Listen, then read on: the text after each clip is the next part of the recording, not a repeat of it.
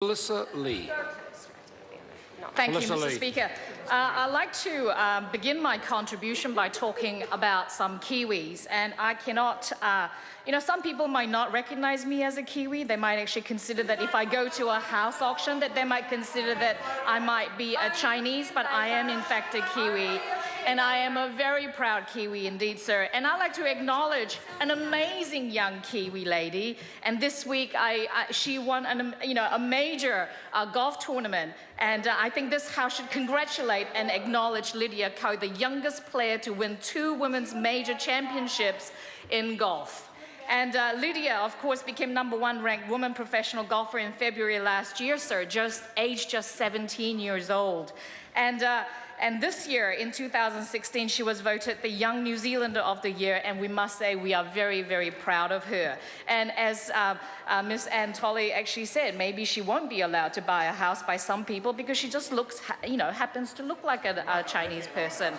So I think we live in a great country. This government, under great leadership by John Key, is building this country, growing our economy. We are actually getting known in the international circles, and not just because we're doing such great work, but because of our products, sir. I had an opportunity to visit Korea last year, and I visited the kiwi fruit growers in Jeju Island, and it was amazing. They have 100 hectares of kiwi fruit growing land. And this is about investment by Zespri. They had long-term vision about what they wanted to do with New Zealand kiwi fruit. They wanted to grow the taste buds of the Korean market so that they'll be used to the kiwi fruit, and they wanted an opportunity for Korean growers to have an opportunity to grow them at off-season to our producers so that kiwi fruit will be available all year round.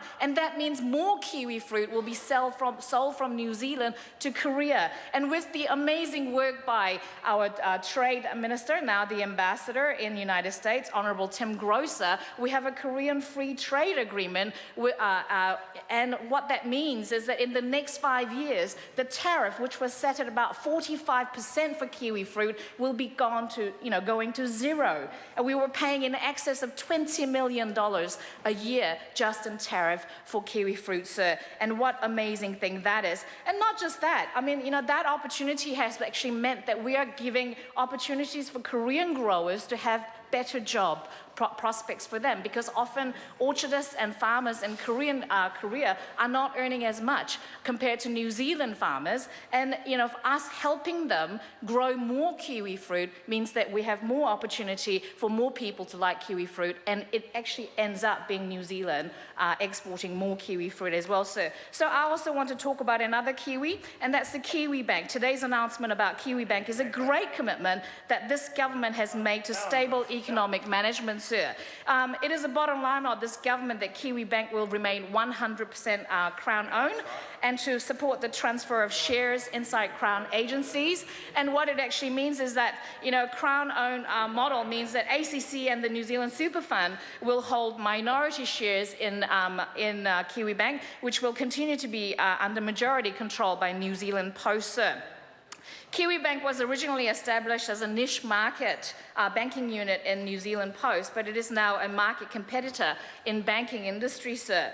And it is growing, and they actually need a little bit of capital injection. And I think, selling to ACC and Super Fund, getting the funds to actually grow their business means that they will actually improve their services and improve their market share, sir. The decision by the government also shows that great example of better service practices being applied to Crown-owned enterprises.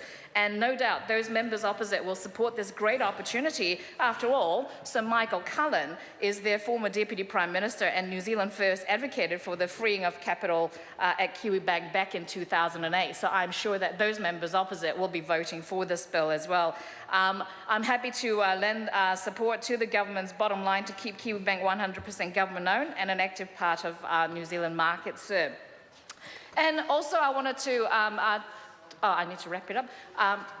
I just wanted to thank the New Zealand police. Last week, the last couple of weeks, we've had issues with Asian students being attacked, and police have actually acted very quickly, and many arrests have actually been made. And I think, we need to congratulate the New Zealand police for the amazing work that they continue to do for New Zealanders. Good speech.